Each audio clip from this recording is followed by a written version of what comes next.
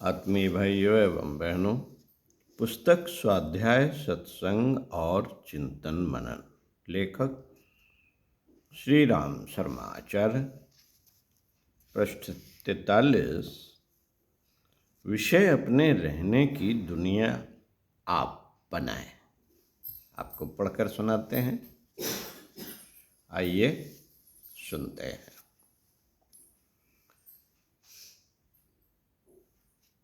साथियों, जिस दुनिया में हम रहते हैं उसमें श्रेष्ठता प्रयत्नपूर्वक तलाश करनी पड़ती है। निकृष्टता के तो हर दिशा में पहाड़ दिखाई देंगे।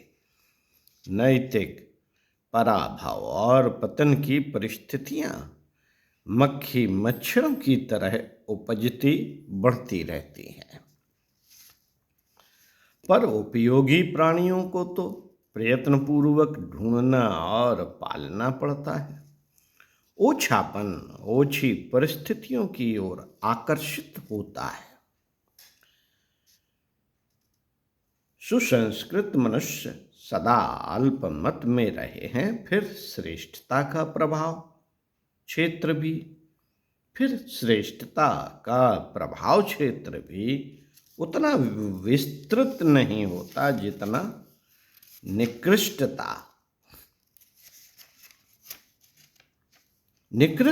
का। पानी नीचे की ओर बहता है और मनुष्य की पशु प्रवृत्तियां उसे नीचे की ओर धकेलती ही नहीं, पृथ्वी की आकर्षण शक्ति की तरह अपनी ओर घसीटती भी है। सामान्य बुद्धि को सांसारिक विकृतियां ही प्रभावित करती हैं। संकीर्ण स्वार्थपरता का इन दिनों दौरा है। आदर्शों की ओर कदम बढ़ाने की अपेक्षा लोग निकृष्ट क्रिया कृत्यों की ही बात सोचते हैं। उज्जवल भविष्य की निर्माण करने की अपेक्षा लोगों को तात्कालिक लाभ कमाने में अधिक रुचि है, भले ही उसके लिए अनीत का मार्ग ही क्यों ना अपनाना पड़ता हो। परिस्थितियां कुछ ऐसी हैं कि धूर्तों में से कितने ही सफल और सुसंपन्न भी दिखते हैं, अस्तु सहज ही सामान्य बुद्धि का रुझान नीतिमत्ता की दूरदर्शिता अपनाने की अपेक्षा किसी भी उपाय से तुरंत लाभान्वित होने की ओर ही होता है। दृष्टि पसार कर हम अपने चारों ओर ऐसा ही वातावरण छाया देखते हैं। उसका प्रभाव भी पड़ता है। बहुमत का अनुकरण मनुष्य की एक ऐसी ही दुर्बलता है जिसे कठिनाई से ही रोकना और बदलना संभव हो पाता है। साथियों, श्रेष्ठता की दिशा में चलना हो, यदि उत्कृष्टता और आदर्शवादिता को लक्ष्य बनाना हो, तो भी उसके लिए प्रेरक वातावरण बनाना पड़ेगा। ऐसा परिकर जहां हो वहां रहने का भी प्रभाव पड़ता है।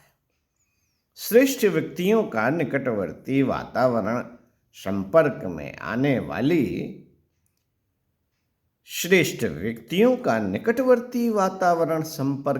आने वालों को प्रभावित करता है, पर ऐसा वातावरण हर जगह हर किसी के लिए कहाँ उपलब्ध होता है।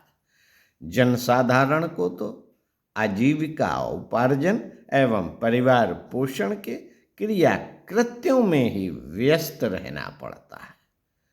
2-5 दिन कहीं चले भी जाएं तो उतने भर से काम भी क्या बनेगा। अधिक दिन सत्संग का लाभ लेने के लिए जा सकना आर्थिक तथा दूसरे कारणों से कहाँ बन पाता है। साथियों, ऐसी दशा में श्रेष्ठता की दशा में अग्रसर कर सकने वाला प्रभावोत्पादक वातावरण अपने आप ही बनाना पड़ता है। मस्तिष्क पर छाया छोड़ने वाला एक ऐसा समानांतर संसार विनिर्मित करना होता है जो स्वार्थ संलग्न दुनिया के प्रभाव को निरस्त कर सके। यह निर्माण प्रत्यक्ष नहीं परोक्ष ही हो सकता है। स्वाध्याय और चिंतन के सहारे यह निर्माण खड़ा किया जा सकता है। अपनी रुचि के भविष्य का मार्गदर्शन कर सकने वाले जीवन चरित्रों का संग्रह करना चाहिए। उन्हें ध्यान पूर्वक पढ़ना चाहिए और उनमें से जो प्रेरक प्रसंग हों, अपनी वर्तमान परिस्थितियां कार्यान्वित हो सकने योग्य हों, उन्हें अलग से नोट कर लेना चाहिए। जब भी अवकाश मिले उन प्रसंगों के कल्पना चित्र मस्तिष्क में एक सुनियोजित फिल्म की तरह प्रस्तुत करने चाहिए।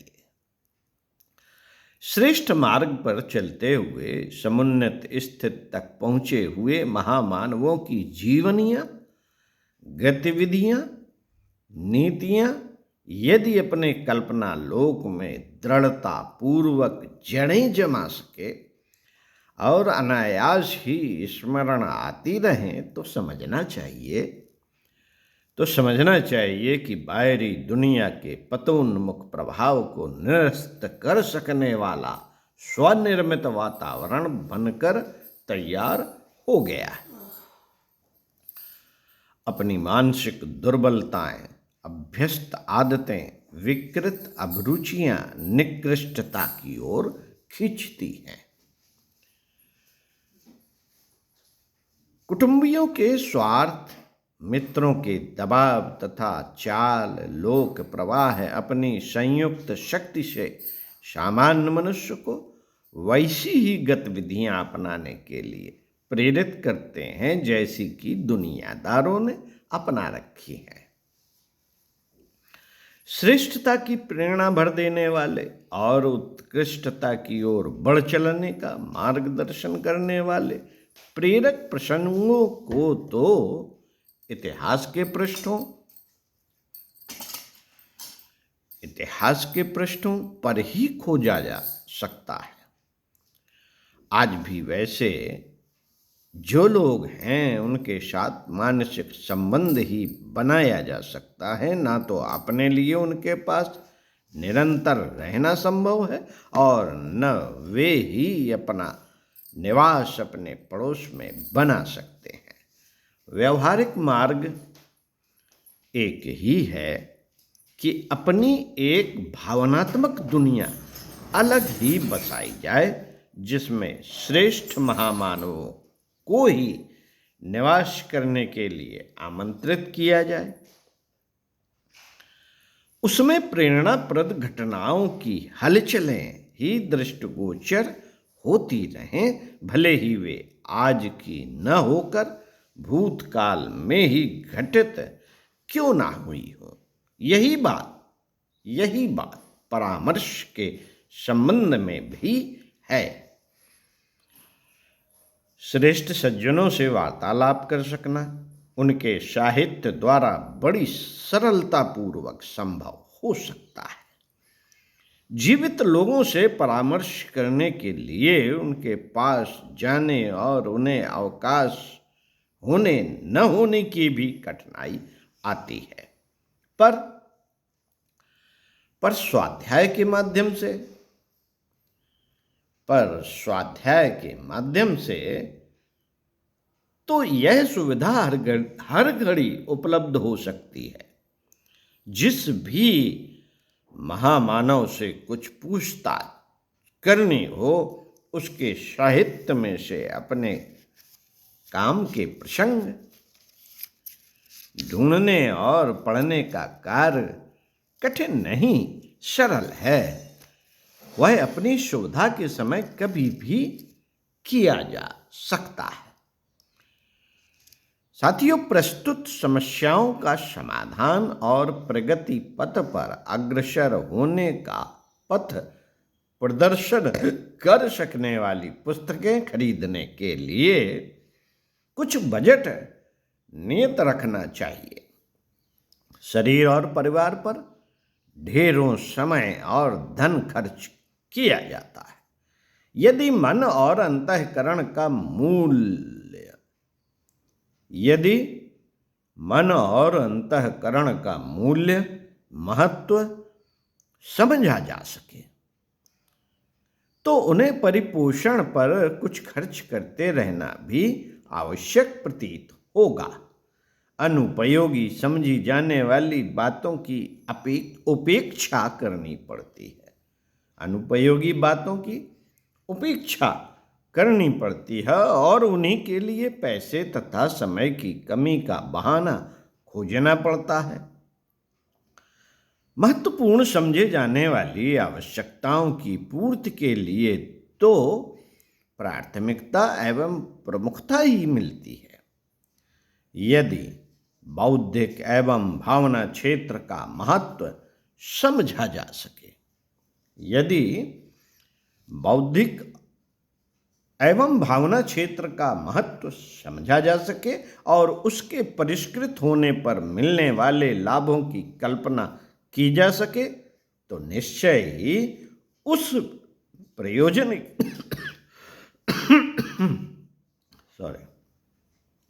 उस प्रयोजन के लिए नियमित रूप से कुछ धन और समय लगाते रहने में तनिक भी कठिनाई प्रतीत न होगी। स्वास्थ्य को आहार के समतुल्य ही महत्वपूर्ण समझा जाना चाहिए। ऐसा सत साहित्य समीपवर्ती पुस्तकालयों में भी मिल सकता है। थोड़ी मासिक फीस देते रहने पर उसकी सुविधा हो सकती है। सही रूप में वापस लौटाने का विश्वास दिलाया जा सके तो अन्य उदार स्वाध्यायशील व्यक्ति भी अपनी पुस्तकें पढ़ने को दे सकते हैं। साथियों, सरसरी नजर से पढ़ने और पुस्तकें एक ओर पटकते जाने से बहुपठित होने का दावा तो किया जा सकता है, पर वह लाभ नहीं मिल सकता जो स्वाध्यायशीलों को मिला करता है। आवश्यक है कि प्रेरक प्रसंगों और संदर्भों की नोटबुक बनाकर रखी जाए और जो हृदयग्राही लगा हो उसे उसमें नोट करते चला जाए। यह संकलन निश्चय ही समुद्र मंथन के फलस्वरूप निकले हुए रत्नों की तरह बहुमूल्य होगा। इस संग्रह को अवकाश के समय बहुत ध्यानपूर्वक पढ़ा जाए और यह सोचा जाए कि इन प्रसंगों के अनुरूप कदम बढ़ा सकना किस प्रकार संभव हो सकता है।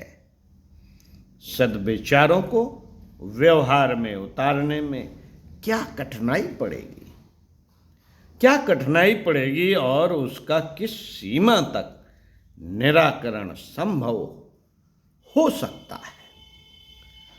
साथियों, स्वाध्याय से मार्गदर्शन मिलता है, घटनाएं सामने आती हैं और परामर्श मिलते हैं, पर बात इतने भर से नहीं बन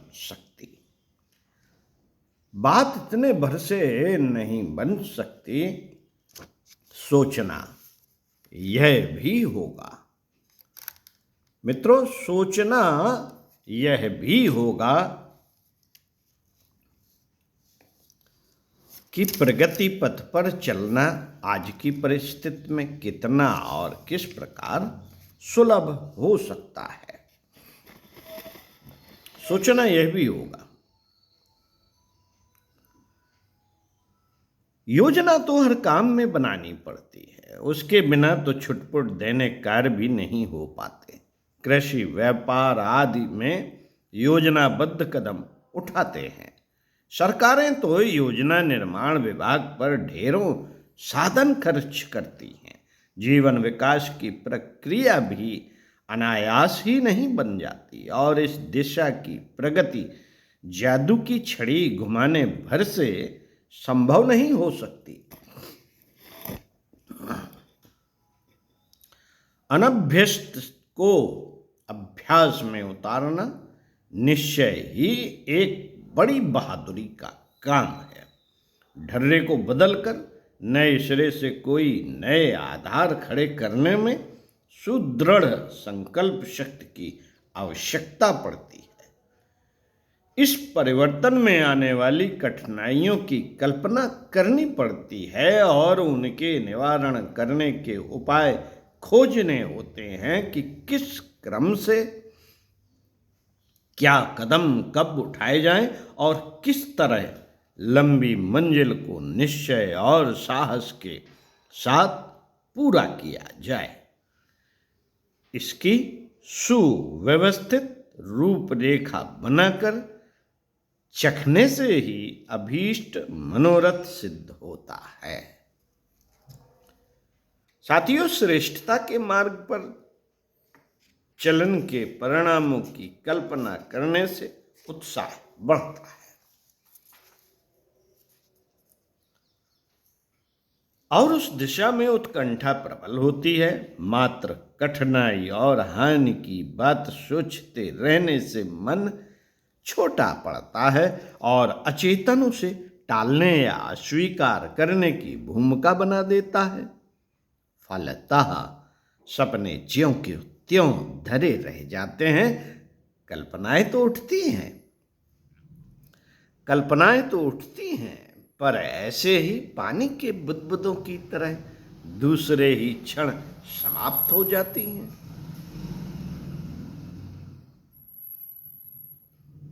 महामानवों ने आदर्शवादिता को दृढ़तापूर्वक अपनाए रहने पर अंततः जिन सत्परिणामों को प्राप्त किया है